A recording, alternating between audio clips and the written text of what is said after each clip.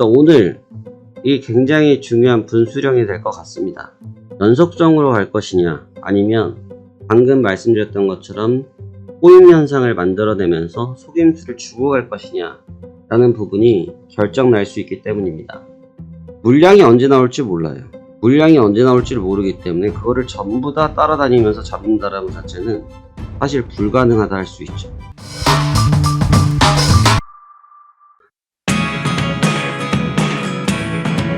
안녕하십니까, 화승학 손대표입니다. 2023년도 12월 21일 현재 시간 14시 36분을 지나고 있습니다. 오늘은 벌써 목요일이고요. 이번 주 거래를 하루 남겨두고 있는 상황입니다. 지금 지난 새벽이죠? 정확히 말하면 오늘 아침 구간까지 시장이 단기 급락이 좀 나왔습니다. 흔히 말해서 손 쓰지 못할, 손 쓸 수 없는 형태의 급락을 좀 맞아서 지금 굉장히 당혹스러워하고 있다라는 얘기들 많이 듣고 있습니다. 제가 어제 영상이죠. 어제 영상이고 또 어제 영상 이전에도 계속 말씀을 드렸지만 하락을 하는 게 중요한 게 아닙니다. 무엇이 중요하냐면 가열된 상태에서 시장이 모든 투자자들이 그쪽을 바라보고 있는데 시장에서 나오고 있는 언급 또 데이터들이 그렇지 못하다라는 말씀을 드리고 있었습니다. 그리고 어제도 미국 시장이 개장하고 난 직후에도 흐름은 그렇지 않았고 장 마감을 무려 2시간을 이내 남겨놓고 한 1시간 만에 급락을 만들어내면서 분위기를 완전히 반전시켜 버렸습니다. 자, 그러면 이러한 내용들이 왜 이루어졌는지, 그리고 지금부터 우리 투자자들이 어떠한 생각을 가져가야 될지, 이것도 중요할 것 같습니다. 해당 내용 같이 한번 살펴보도록 하겠습니다.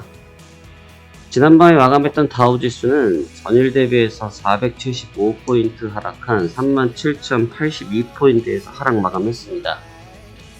캔들에서 보시다시피 상대적으로 가장 큰 낙폭을 보여줬는데 제 기억상 거의 8주 정도가 될 것 같습니다.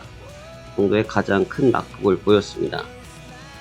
분위기를 보시다시피 단숨에 물량을 터트려내면서 시즌이 말해서 시장을 끌어뜨려 버렸는데 역시나 신고점을 다시 한번 갱신하면서 분위기를 좋게 몰고 가다가 장이 좀 마감되기 직전에 분위기가 조금 안정화되고 흐물흐물 해주고 있는 시기에서 순간적으로 물량을 터뜨려서 급락을 시켰죠.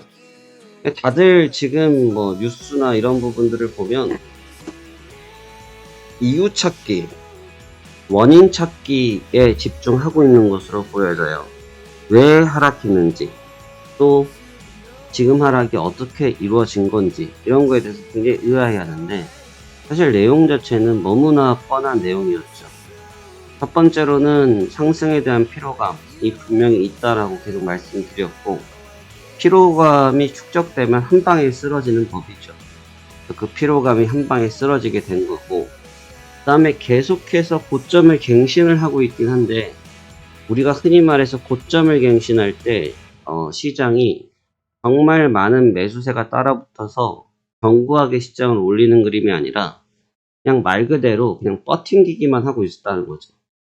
결국은 그 버팅김이 버티지 못하고 새벽에 대량의 매물로 출회가 되어지면서 단숨에 급락이 나타났습니다.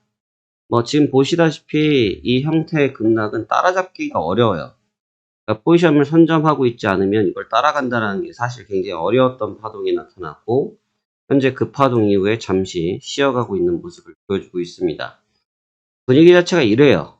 이게 지금 제일 문제라는 거죠. 왜냐면 모두가 추세를 추종해야 된다, 올라가야 된다, 올라갈 것이다, 연준이 그렇게 될 것이다 라고 언급을 하고 있었지만 반복적으로 저도 말씀을 드렸고, 저는 중요한 사람이 아니니까 연준 이사들이 계속해서 말씀을 하셨던 것처럼 금리 인하에 대한 부분에 대해서, 또 이번에 나왔던 부분에 대해서 확대 해석을 하지 말라라는 내용이 주된 내용들이었습니다. 결국 그 주된 내용들이 시장을 무너뜨렸던 원인이라고 보여지는 것이고요. 근데 문제는 여기서 투심이 어떻게 되느냐, 여기서 투심이 어떻게 반영되어지느냐, 또 어떤 투심으로 해석되어지느냐의 싸움으로 변화되어졌다고 보시면 될 것 같습니다. 근데 지금 보시면 주가가 급락했던 구간에서 유가라든지 골드라든지 이런 쪽의 움직임들은 거의 크지 않았습니다. 특히나 국채 쪽의 움직임들도 글쎄요, 굉장히 밍밍했던 상황이었고, 오히려 3.9대까지도 되밀려 버리면서 오히려 주가가 상승하기 좋은 무드를 만들어 놓긴 했습니다만, 중요했던 부분은 이 당시에 있었던 부분들이 이미 모두 시세에 반영이 되어 있었다라는 거죠. 결국은 역순환 매매라고 하는데, 시장이 역순으로 움직인다는 겁니다. 예를 들어서 A라는 동네에서 O라는 동네까지 이동한다고 합시다.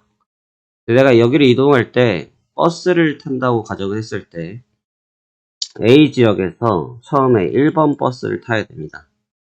그리고 특정 C 지역까지 갔을 때 내려서 1-1번 버스로 갈아타야 되고, 그 다음에 이 구간에서 D 구간까지 가서 다시 2번 버스로 갈아타서 O 지역까지 도달을 해야겠죠. 바로 이런 환승인데, 여기서 제가 역순환이라는 건 뭐냐면, 원래는 1-1, 2로 가야 되는데 1-1을 탔다가 다시 1을 탔다가 다시 1-1로 갔다가 2로 가는, 좀 복잡한 것 같습니다만 이런 식으로 꼬임 현상을 만들어낼 확률이 높다는 거죠.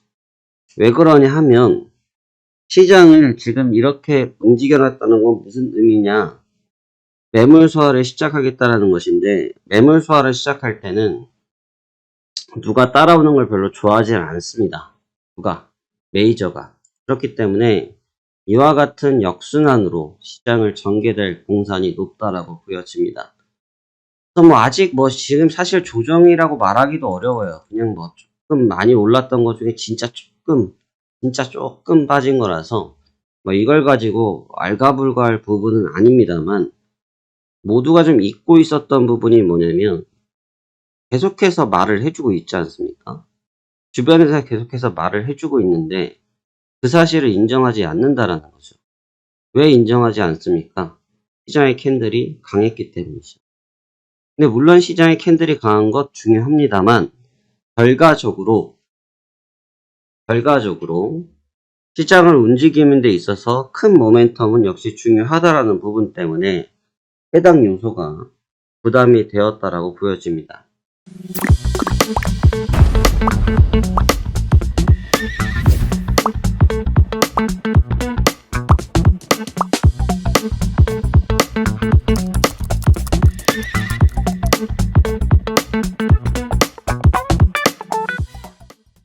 오늘 이 굉장히 중요한 분수령이 될 것 같습니다. 왜 중요한 분수령이 되느냐?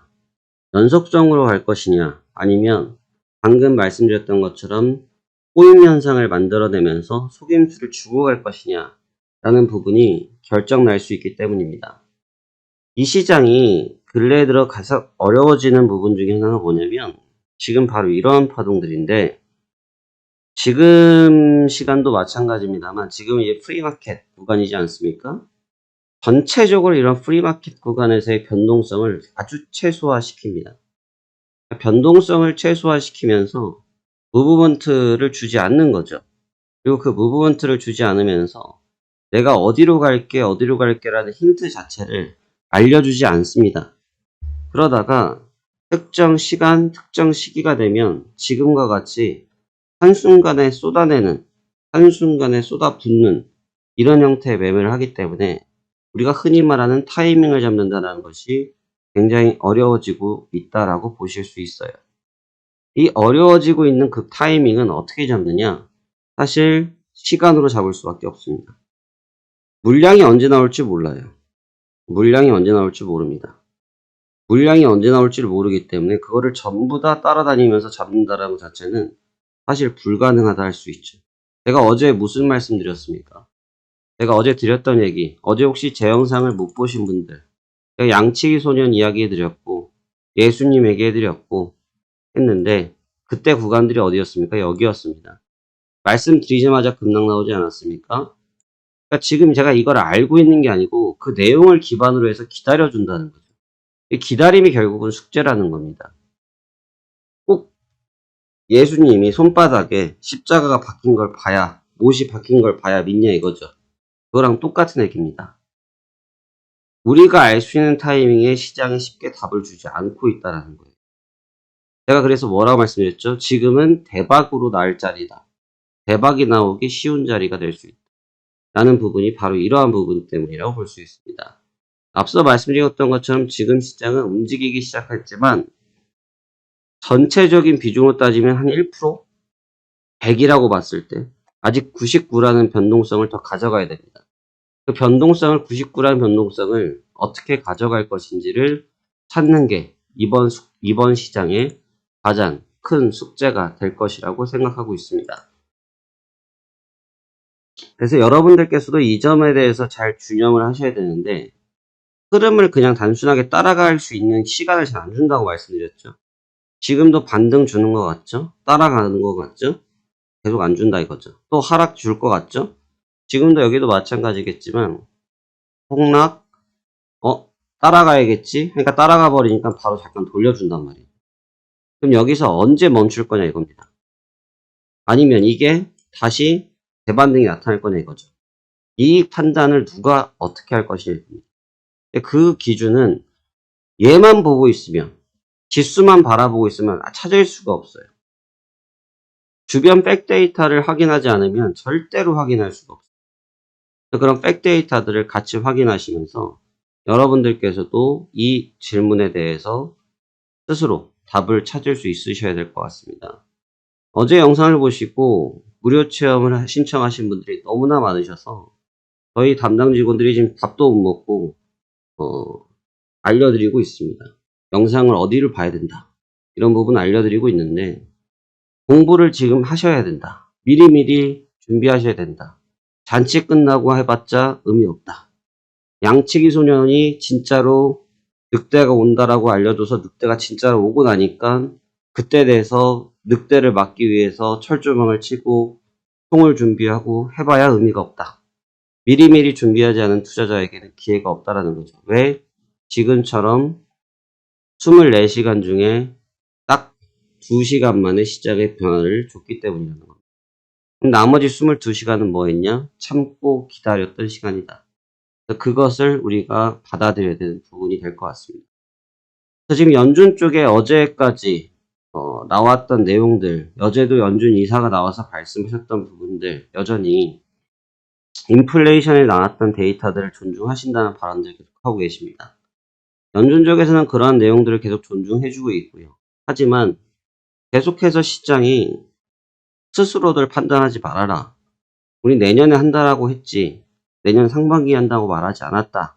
이와 같은 말처럼 연준은 어떠한 내용도 지금 결정해놓지 않았습니다. 물론 했겠죠. 하지만 시장이 먼저 선행적으로 반응하는 것을 별로 원치 않습니다. 왜? 정책 효과가 떨어지니까. 정책 효과가 떨어지면 그 연준의 정책을 만들어내신 분들, 결정하신 분들의 인지도, 이미지, 정책 능력 이런 부분들이 감소된 평가를 받는데 누가 좋아라 하겠습니까? 그게 바로 지금의 시장이라는 겁니다. 분명히 강했던 시장, 하지만 지금 하락을 할지 말지 결정해야 되는 시간, 굉장히 중요한 중대 기록점에 다시 쓴 것 같습니다.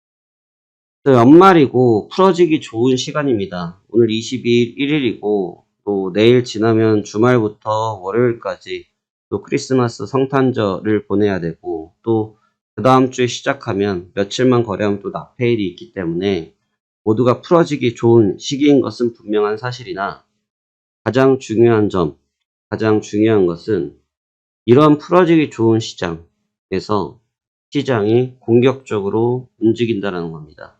지금도 보시다시피 모두가 마감을 준비하던 시기에 기습적으로 움직였던 것처럼 미리미리 시장을 준비하지 않으면 그분에게는 수익이 돌아가지 않는다라는 점을 기억하시면서 대비하면 좋을 것 같습니다.